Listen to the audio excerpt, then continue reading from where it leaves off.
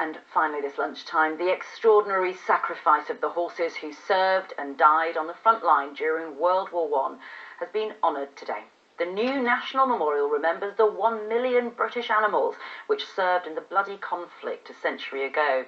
Only 62,000 of them returned from the battlefields of France and Flanders. Sally Biddle reports.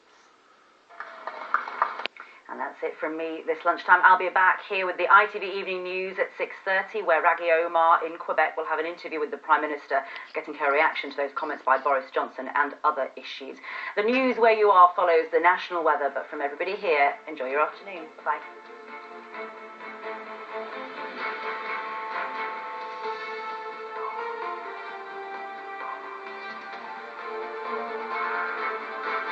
A tearful appeal for the missing midwife. I think we need to remember and say thank you to all the soldiers. Because they help the world stay safe.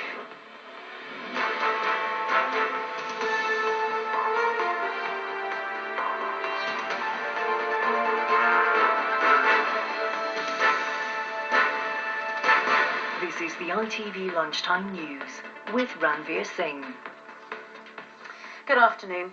The sister of a midwife who's been missing for a week has begged for help to bring her home safely. Samantha Eastwood hasn't been seen since she was captured on CCTV leaving her hospital in Stoke last Friday morning. Well, this morning her sister made an emotional appeal saying, "Without her, half of me is gone." Nick Wallace has the story. Police in Zimbabwe have been using loudspeakers to urge people they have nothing to fear after the existing president was declared winner of the country's election. It's taken all week to reach a result, and the opposition insists the vote has been rigged. Today, security is tight, with officers hoping to avoid a repeat of Wednesday's violence when 6 people died. Martha Fairley has the latest. As security forces keep watch on Harare's streets, Next, it's emerged Amazon has dramatically reduced its tax bill here, despite seeing its profits almost treble. The company has become one of the biggest in the world, but paid less than £2 million in tax in the UK last year. Joanna Partridge joins me now. It's a sort of now you're watching the ITV Lunchtime News. Still to come, the French president's holiday hideaway, where Theresa May will meet Emmanuel Macron, and...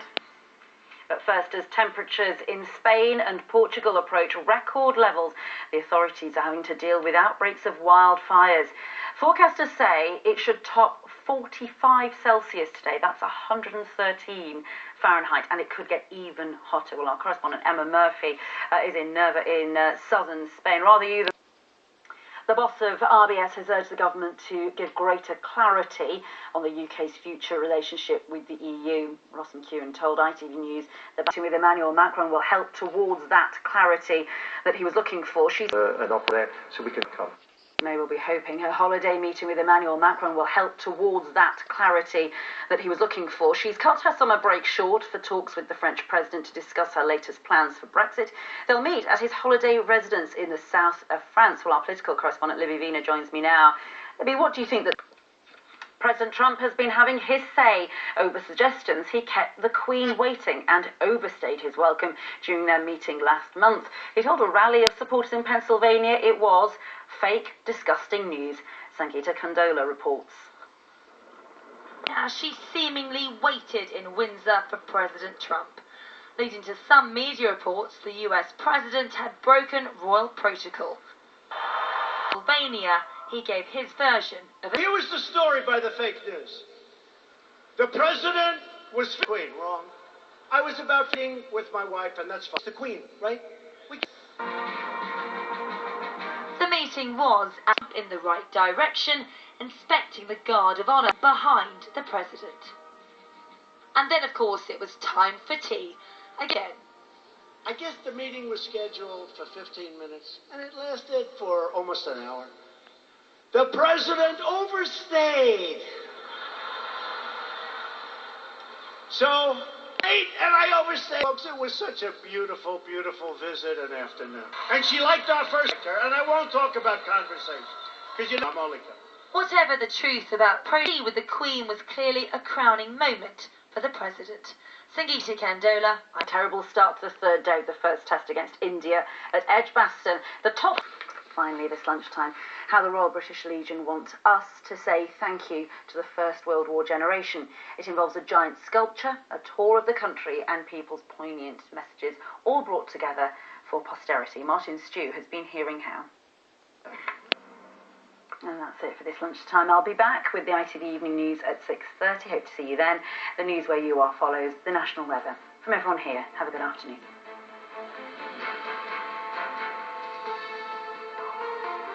The ITV Lunchtime News with Ranvir Singh. Good afternoon. Almost all the evidence suggests e-cigarettes are much safer than conventional cigarettes, but they're still not entirely risk-free. And as they were only invented 15 years ago, we don't know their long-term effects. Despite that, a group of MPs think they've seen enough, and they're so impressed by the effect vaping is having on reducing smoking rates that they want to relax the rules. They want us all to stop thinking of cigarettes and e-cigs as the same, and say in some cases GPs should be prescribing the devices to their patients. Martin Stew has the details. One gentleman was shaking his head during that, and that is Professor Jonathan Grigg, who's there. But let me put it to you that what Public Health England are saying, that they believe that e-cigs and vaping are at least 95% safer than traditional cigarettes. So they've got a point, haven't they? How can you treat the two things? Doesn't stop smoking. There's no problem with someone who's trying e-cigarettes for sure.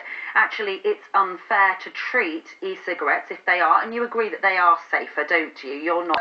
Absolutely that, and they're clearly, it's very high. I think we have to take the view about protecting young people, that inhaling nicotine and the other things that go along with it deep into the lung is not just by seeing it in terms of habit, that a young person may think, oh, that's okay, but also the fact that the sort of secondary smoke is an issue. It's prominent. Well, just a week after the sportswear tycoon Mike Ashley bought House of Fraser, the store has hit a significant problem. It has cancelled all internet orders and its website remains offline today, more than 2 days after the plug was first pulled on it. It's all down to a dispute the new owners are in with the company that runs its warehouses. Well, as you can imagine, many customers are livid, taking to social media. Explain what the dispute is between the company that runs the warehouses that will have been doing it before Mike Ashley took over, and why this has happened.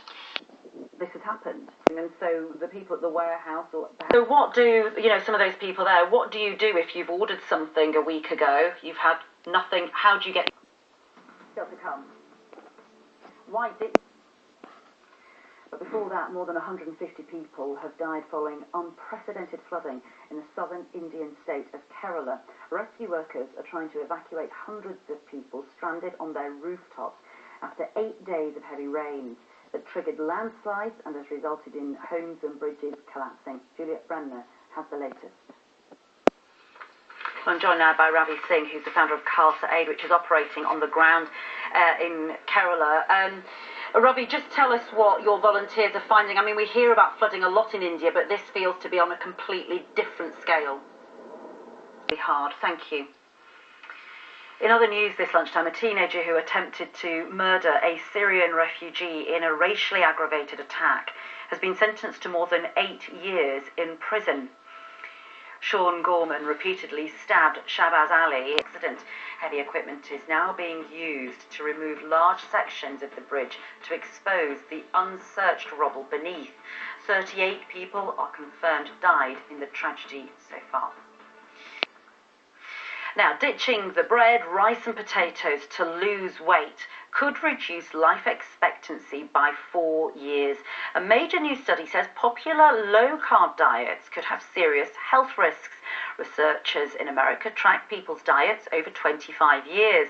They say that eating more meat and animal fats instead of carbohydrates does help lose weight in the short term, but it shouldn't be encouraged. Well, joining me now is dietitian Priya Tew. And listen, we're always being told that we're a nation getting fatter.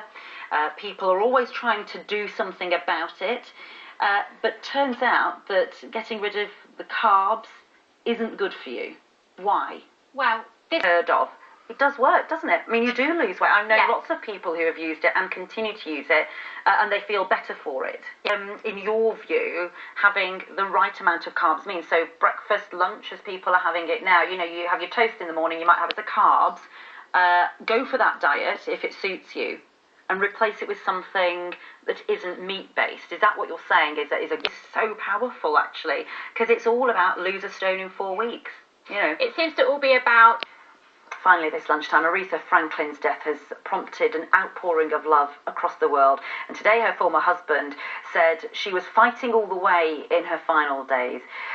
Glyn Turman was married to the star for 6 years and said he will always remember the extraordinary moment the couple met the Queen Mother, Sangeeta Kandola, on the personal tribute to Aretha Franklin. That's it from me for this lunchtime. I'll be back here with ITV Evening News at 6:30. Have a good afternoon. Bye-bye.